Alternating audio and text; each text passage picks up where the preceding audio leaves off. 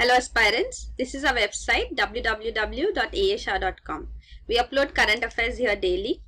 The current affairs for November, they uploaded in 3 parts: news, editorial and question bank. Also PDF is uploaded which can be downloaded. So this is news, editorial and question bank all in one file for you to download. Presently in this video we'll look at news for 21st November. There will be a separate video for editorial and question bank. The news items are these 7 which we have picked up from the Hindu newspaper. The first news item: can herbivores from Nagarhole be prey for tigers in Kali Reserve? The forest officials from Karnataka are making a demand to National Tiger Conservation Authority that cheetals, the spotted deer, gores, Indian bison, which is of the bovine family, buffalo family, and deer, they have to be shifted from Nagarhole and Bandipur forests to Kali Tiger Reserve. All 3 are located in Karnataka itself. Nagarhole and Bandipur are in the south of Karnataka and Kali Tiger Reserve is to the north, near Goa.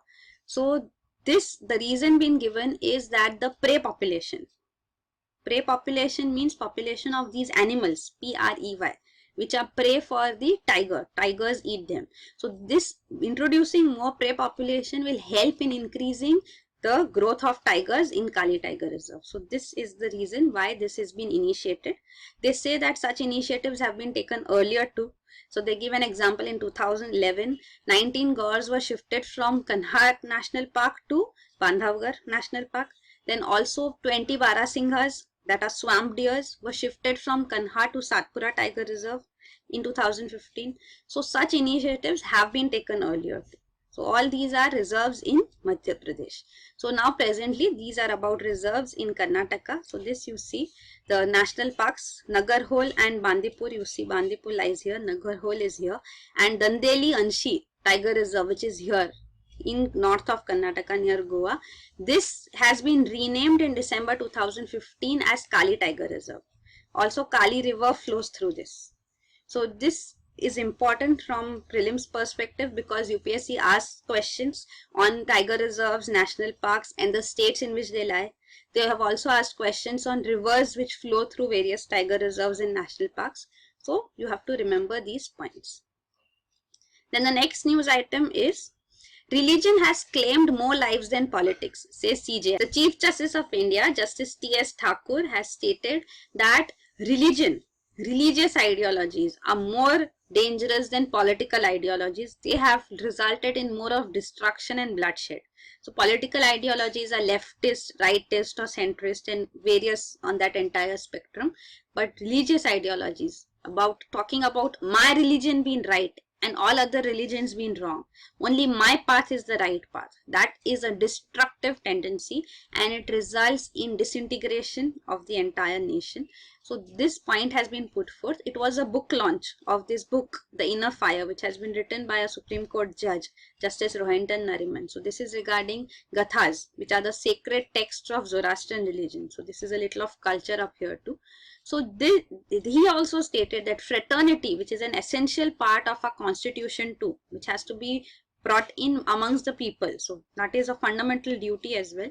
So this fraternity, it means feeling of brotherhood, friendship, commonness. So this is very essential. And these religious ideologies should not come in the path of building fraternity. So this point has been highlighted. But the next news item is 75% score is a must for an NIT seat. So this is regarding National Institute of Technology admissions. So entrance exam, that is JEE, joint entrance exam, JEE mains is conducted for NIT entrance. There are 31 NIT who together for which together this exam is conducted, also along with IITs. Indian Institute of Technology. So entrance exam is JEE mains. So based on the scores of JEE mains, NIT admissions take place, and then after JEE mains there is JEE advanced exam which takes place for those who clear that stage. Based on the scores there, then IIT admissions take.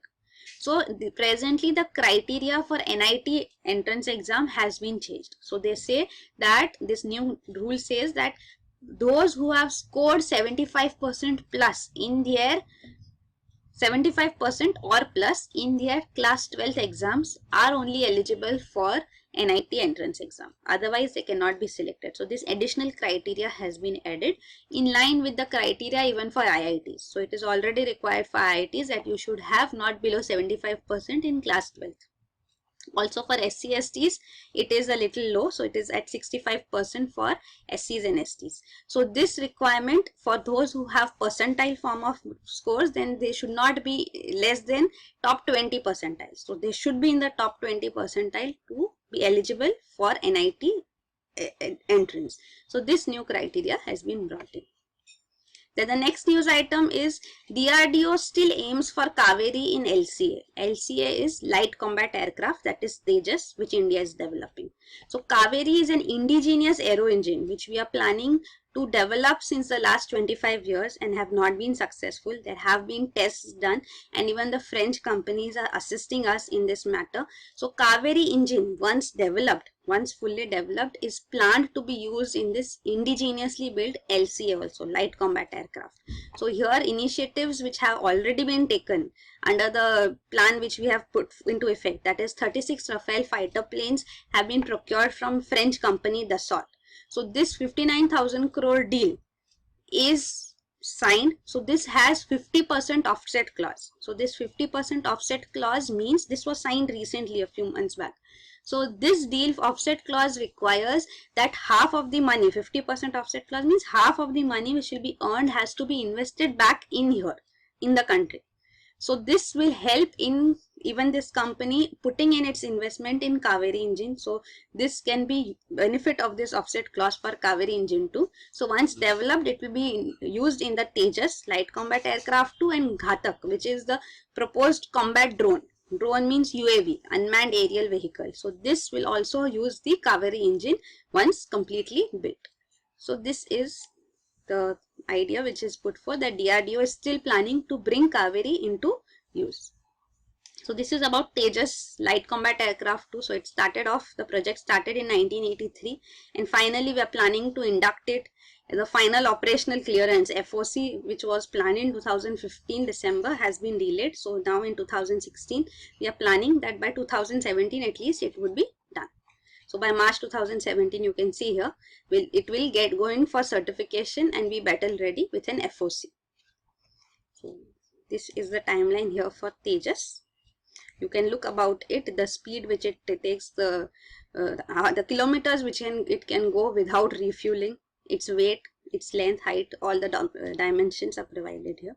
So it is built for being inducted into the Indian Air Force, but then the Kaveri engine which was planned for it has failed. So originally Kaveri engine was planned for LCA, Tejas only. Then this is regarding the Rafale deal also. India and France signed this deal. So it comes with a 50% offset clause, means Indian businesses will gain out of this investment which will be done back into the Indian territory. So this is the multi-role fighter aircraft from France, Dassault. So specifications about it has also been given.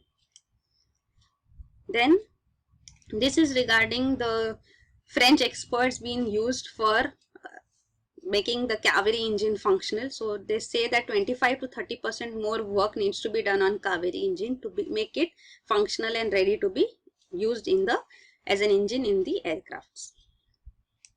Then the next news item is, after G20, China sees India as partner to shore up global economy. The G20 summit was conducted recently in September 2016 in Hangzhou in China. So G20 comprises of 20 major economies globally. It covers around 85% of the world's GDP and it also accounts for 75% of global trade. So you can see the 20 economies.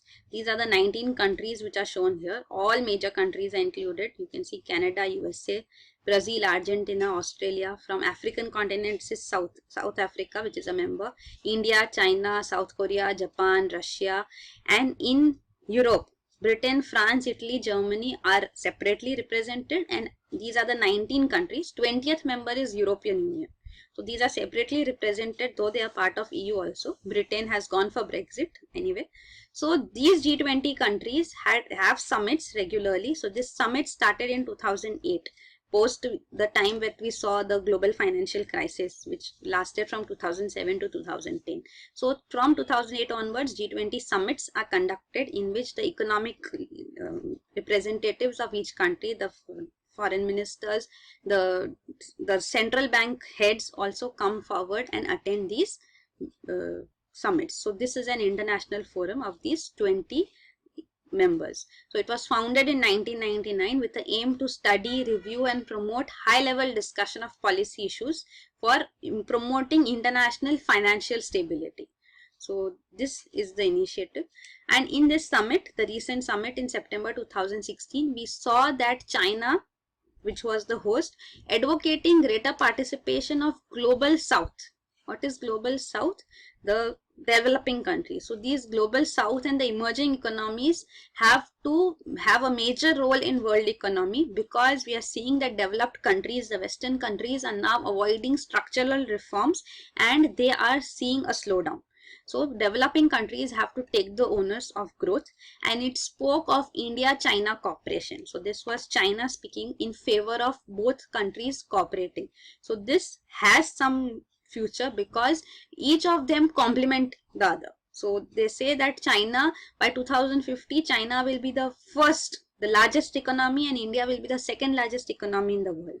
And both these are very complementary in nature. They're not competing because their domains are different, domains in which they are strong.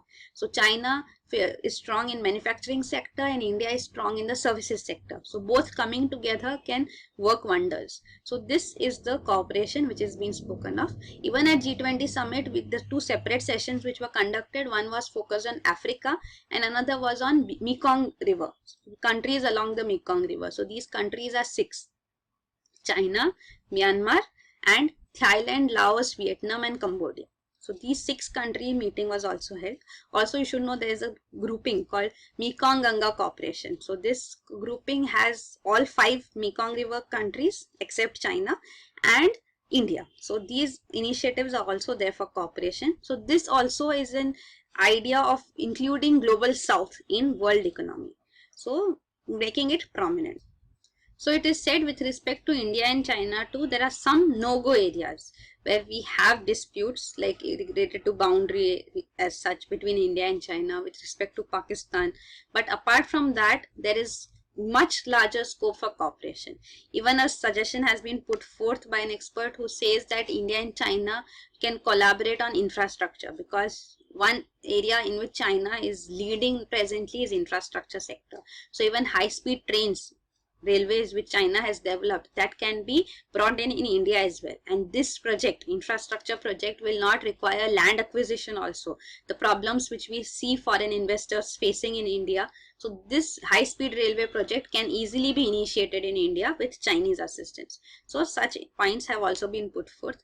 One another thing which is highlighted is the constraints which undermine growth. So these are presently in present world: refugee crisis, climate change and terrorism. So these 3 are non-economic factors which take economic growth down, which are pulling us backwards. So these also have to be countered. It cannot be just about economy, but all these non-economic factors also should be taken into consideration when we talk of global governance. So that is the idea. Then the next news item is the thrill of saving India from cybercrime. There has been a 350% increase in cybercrime cases reported in India from 2011 to 2014. And these cyber criminals today don't just look at financial gains. They are also targeting causing disruption. So they can gain access to vital systems like nuclear plants, railways, transportation system, even hospital systems. And they can cause subsequently disruptions like power failure, water pollution, floods, even loss of life. So these are dangerous propositions. So to counter this, we have something called ethical hacker. Who is an ethical hacker?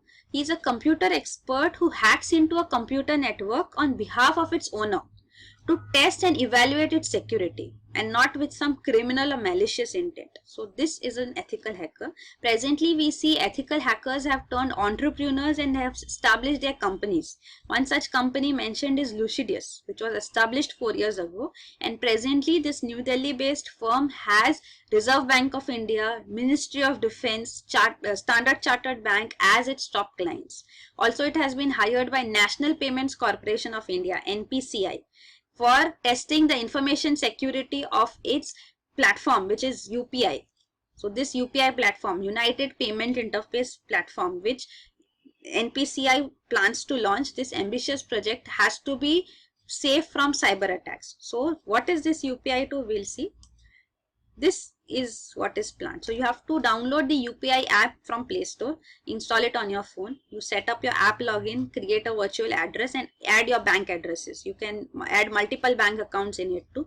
You set an MPIN and then you can start transactions using this unified payment interface. So for all payments, real-time settlements would take place. There is no need to remember account details, no need to share your bank account details again and again. So this is an app for that purpose, unified payment. So this will allow you to transact as low as rupees 50 to as high as rupees 1 lakh as well. So this is the initiative, the ambitious project which has been planned by NPCI.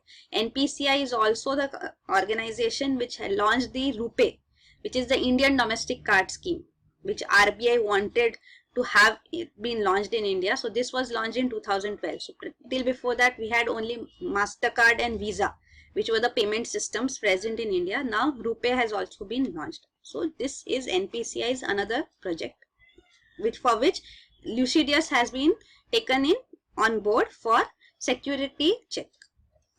So these are ethical hackers who are formed this group. This is a company. Then the next is Cyber Security Task Force. So Cyber Security Task Force has also been set up by India, and this is planning to have more than 1 million certified and skilled cyber security professionals ready, trained, so that they can be put into the market. And also they plan to build 100 successful security product companies from India. So this is also an ambitious plan for which a task force has been set up. The last news item is scientists tweak photosynthesis to up crop yield. So this is regarding photosynthesis, which is a process we know takes place in plants in presence of sunlight with green leaves, and in this photosynthesis process the food is developed, so that is the crop yield increases. So if photosynthesis is increased, crop yield can increase. So how to increase photosynthesis? So there we see that in plants, crop leaves are exposed fully to sunlight, and this is not the entire sunlight which they need to use. So this excess light which they are exposed to may result in even bleaching of leaves. So there is a process in leaves which helps in dissipating this extra energy in the form of heat. This process is called non-photochemical quenching. So this non-photochemical quenching process starts in leaves. But then sometimes what happens is the sun is covered by the clouds, or some leaves come under the shadow of another leaf. Then when such things happen, then this non-photochemical quenching has to stop. So this process may take about half an hour. So relaxation of NPQ. So this is a delay. So if this process can be fastened, then photosynthesis can take place to a larger extent and help in increasing crop yield. So scientists have used a computational analysis and detailed laboratory and field experiments have been done by them to select 3 proteins which they have targeted, which they say once inserted, that means their levels are boosted in the plant, they may speed up the recovery process from NPQ and crop yield can increase. So these experiments have been conducted by them by inserting these 3 genes for boosting these 3 proteins in tobacco plant, and they have seen as high as 20% higher productivity. So this is being discussed here. So these are the news items for today. Thank you.